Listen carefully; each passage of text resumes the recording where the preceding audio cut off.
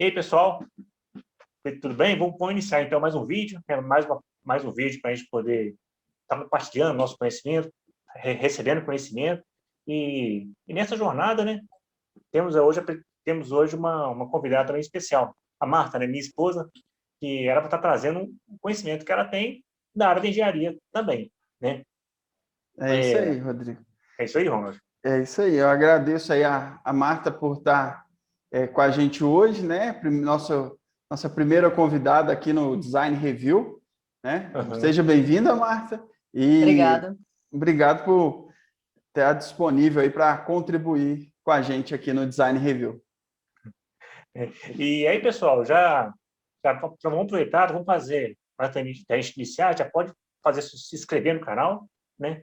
Já dá o like e vamos dar início, né? Marta, você quer se apresentar para poder falar dos seus conhecimentos? Sim, olá, gente. Meu nome é Marta Dias, eu sou formada pela PUC Minas em Engenharia de Computação. Atualmente, eu terminei o mestrado recente, estou fazendo doutorado em análise de dados, né? Na área profissional, eu trabalhei com análise de sistemas e atualmente eu me dedico só mesmo à pesquisa acadêmica, né? Como bolsista da CAPES. Sim. Mas... Muito legal, mano. Uhum.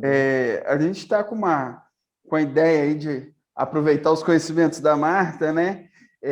Uma das coisas importantes aí, né, Rodrigo, que a gente tem muita coisa, muita curiosidade, né? É sobre o home office, sobre, né, como que as empresas devem lidar com esses dados, né? A gente tem muitos dados que são um tráfego de delicados, dados, né? o tráfico de dados, esse tipo de coisa. Então, para a Marta contribuir um pouquinho para a gente aí, sobre como que ela vê isso, Marta, como é que você vê essa questão de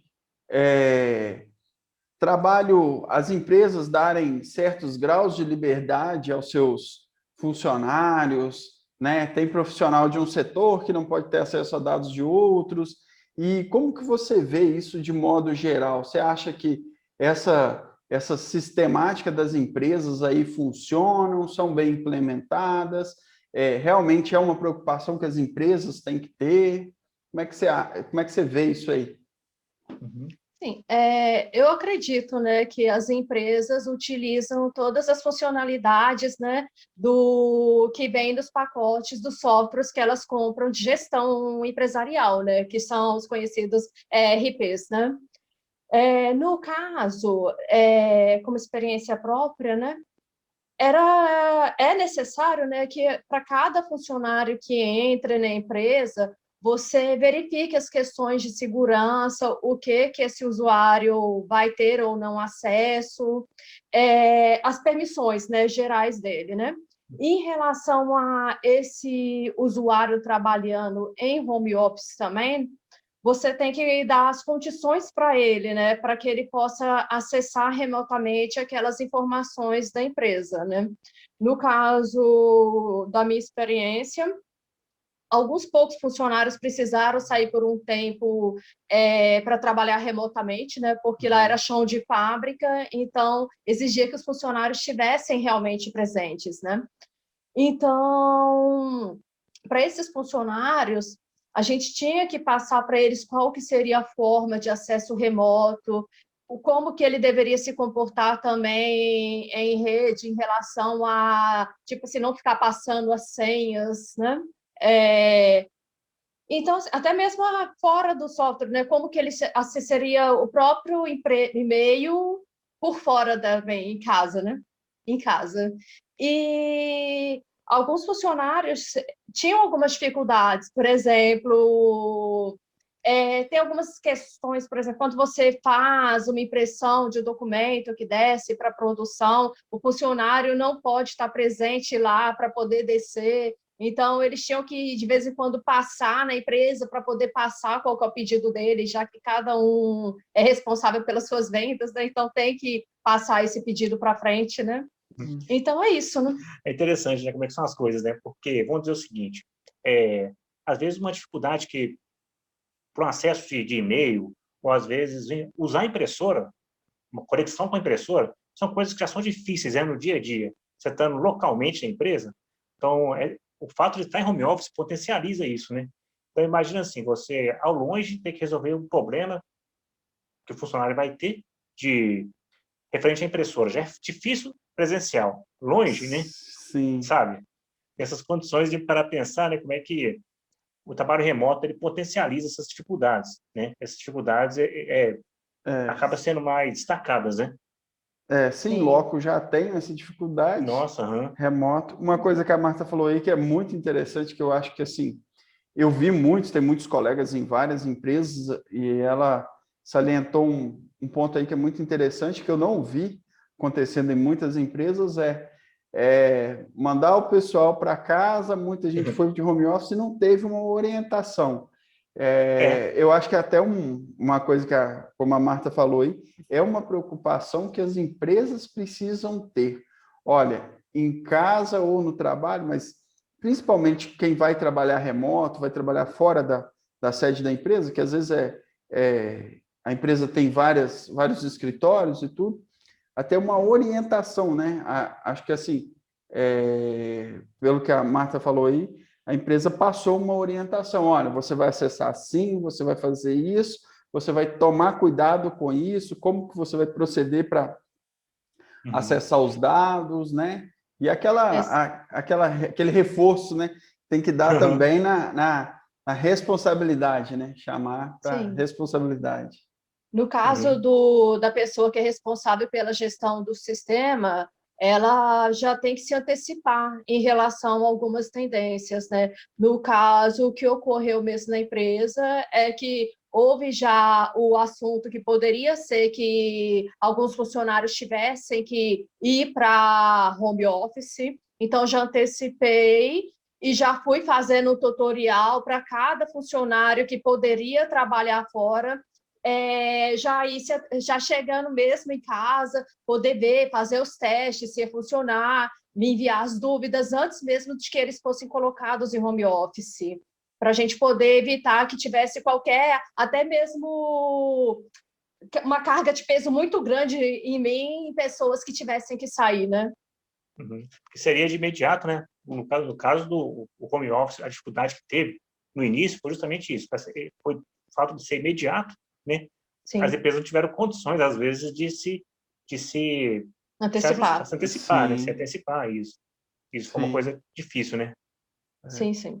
Não, é interessante isso aí que você falou. Já criou um manual, né, de como fazer esses acessos, essas coisas. Com isso, né, já puxando aqui um próximo assunto, Marta, como é que você vê essa tendência porque muitas empresas, né, pôs muita gente de home office, e agora que as coisas estão voltando a funcionar, os escritórios mesmo, muitas empresas estão optando por manter muita gente em home office, né? Às vezes volta 50%, 30%.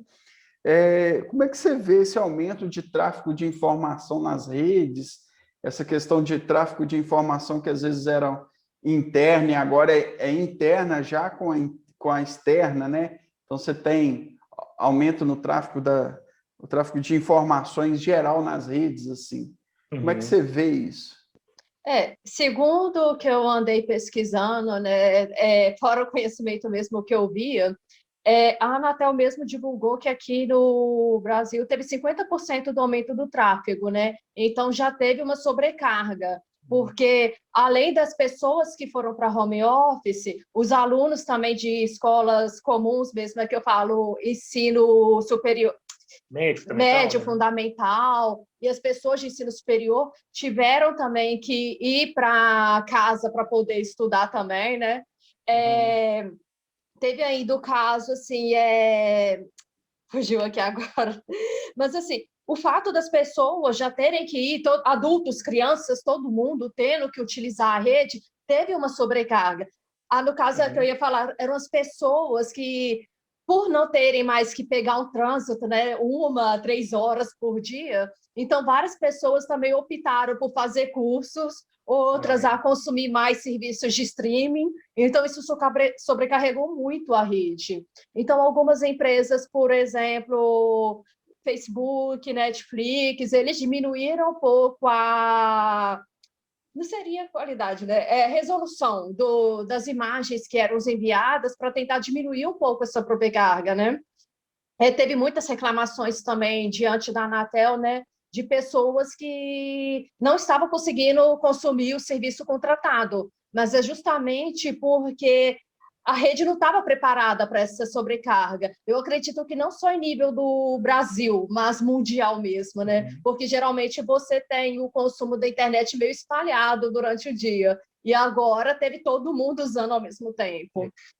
Então, assim, outra coisa que influenciou muito é que, por exemplo, em uma empresa, você geralmente tem contratado um serviço de internet de alta capacidade, né? Então, você consegue trafegar com os tráfegos com muito mais leveza dentro da empresa do que com o seu funcionário em casa, porque a internet do seu funcionário é muito menor do que a internet da empresa, né? Isso quando o funcionário ainda não tem uma internet fixa, né? Só usa a internet no celular. Então, isso seria muito mais prejudicado, né? Forçando esse funcionário a adquirir, né, um plano, e isso aí também gera um custo para a empresa, né? Então, a empresa, ela vai ter uma diminuição dos gastos internos, já que não vai ter muita gente, vai estar em casa, né? Mas, ao mesmo tempo, a empresa ela é obrigada também a fornecer para o seu funcionário os recursos para ele trabalhar em casa. Então, acaba tendo aí o trade-off que a empresa tem que ver o que é melhor para ela. Algumas empresas acabam optando por manter aqueles funcionários que não são imprescindíveis de ter a sua presença no local em home office e voltar somente com aqueles que precisam de ter uma permanência maior.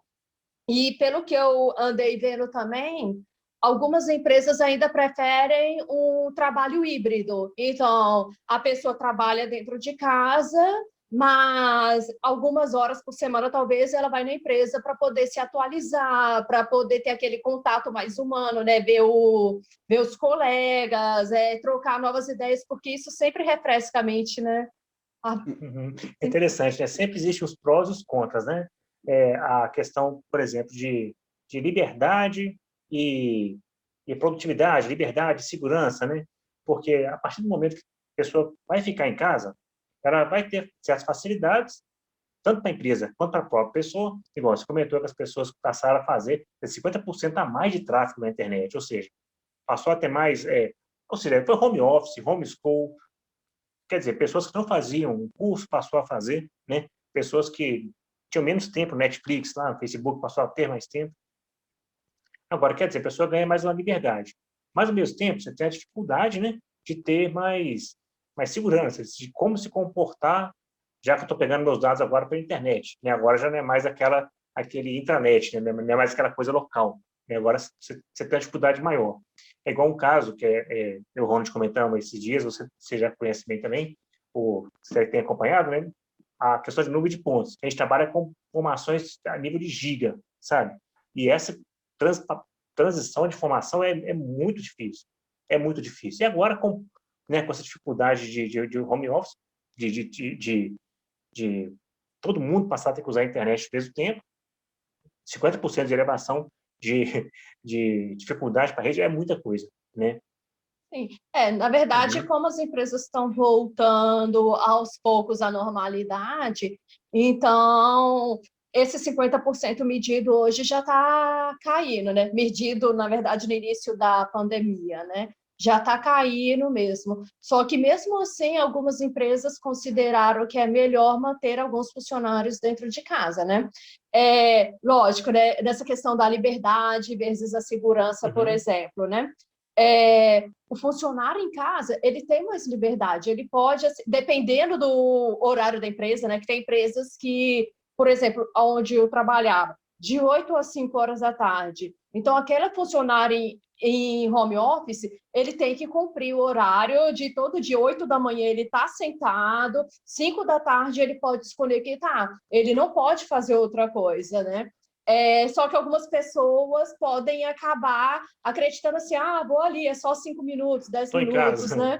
Então, você pode acabar prejudicando a pessoa, assim, a empresa, né, no caso.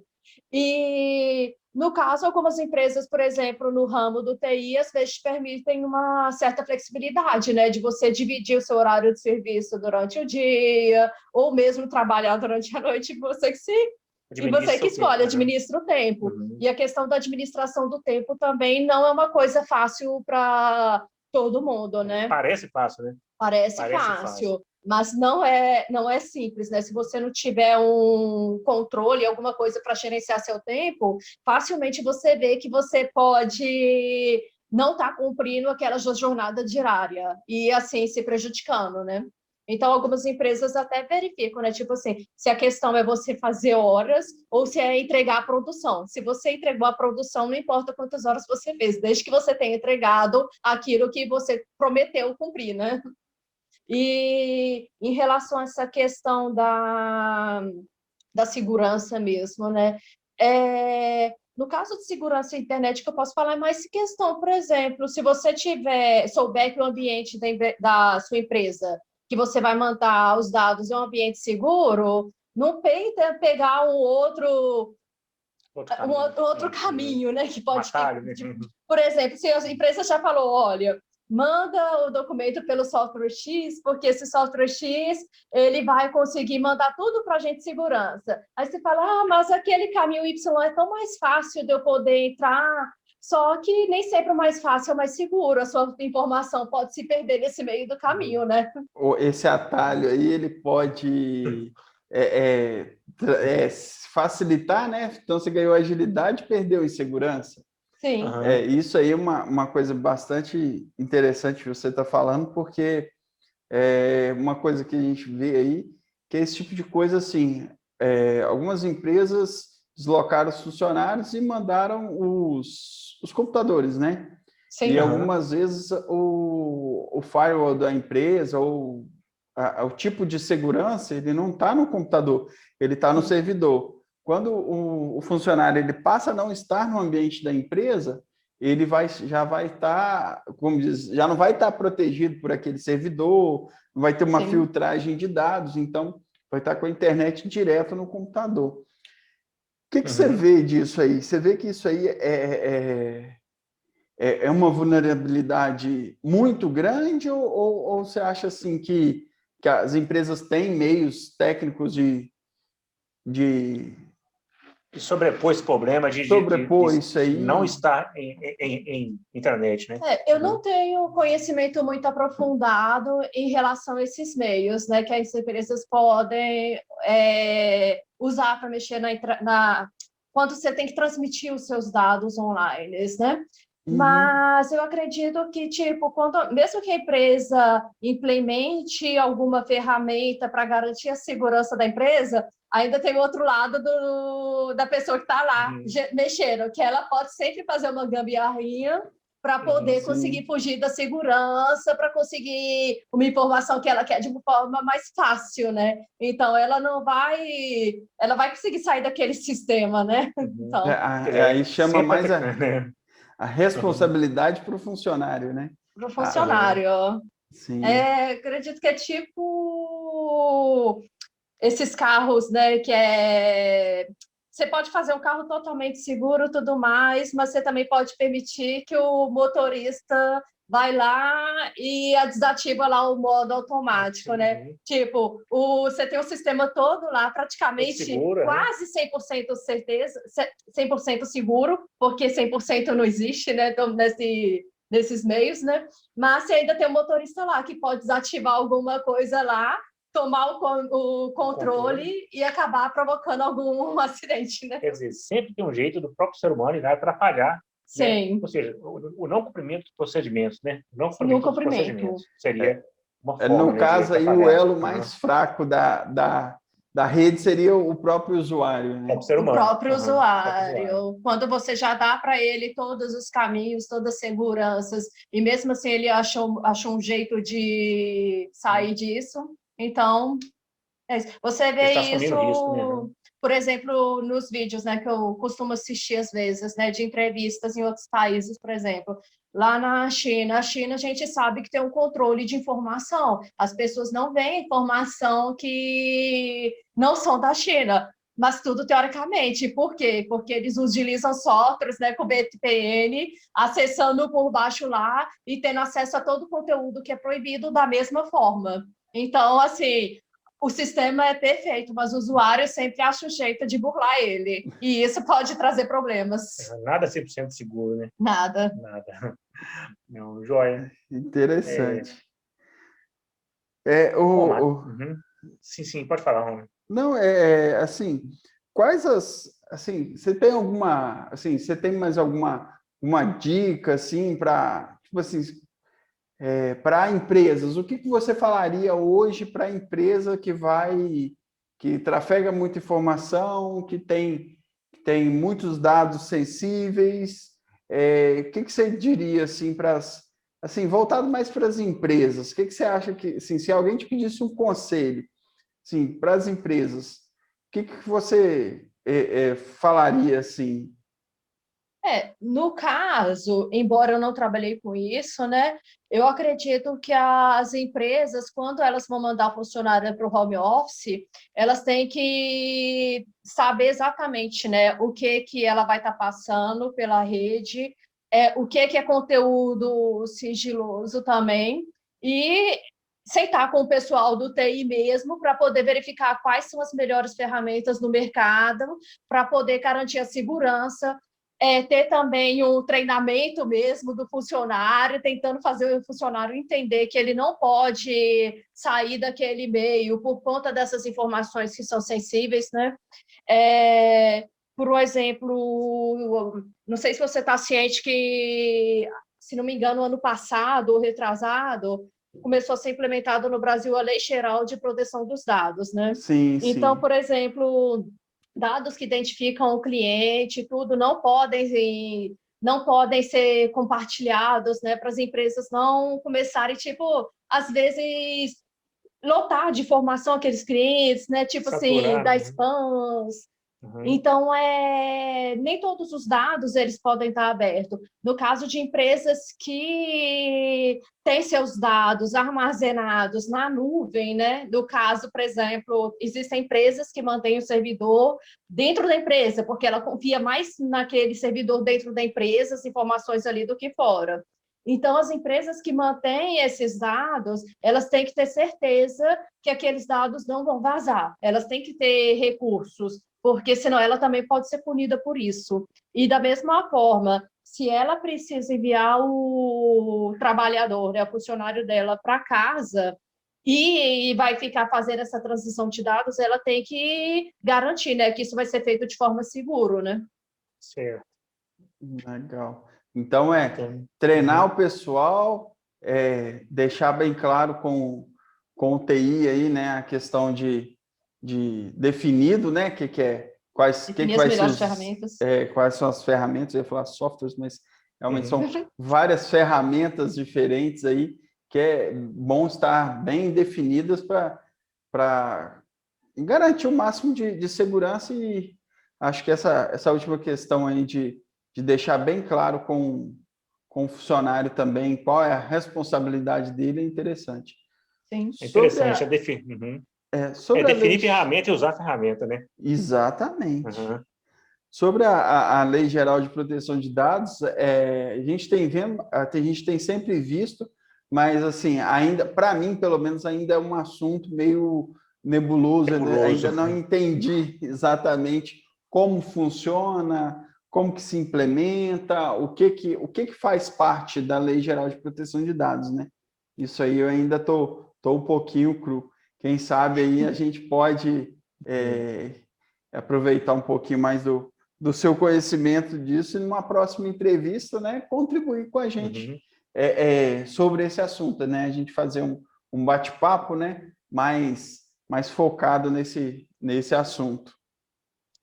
Ele passa para o conhecimento mesmo que assim, é que eu também não tenho aprofundado, entendeu? Já que eu não sou especialista na parte da segurança, né? Eu só análise de sistemas mesmo. Então, Sim. algumas coisas eu só sabia assim o básico para poder saber se eu teria que implementar na empresa ou não. Ah, sim. Entendeu? Certo. Aí, então, só tinha informação básica para poder perguntar, até mesmo para os fabricantes do software, né? Se o software exigiria isso, né? Sim.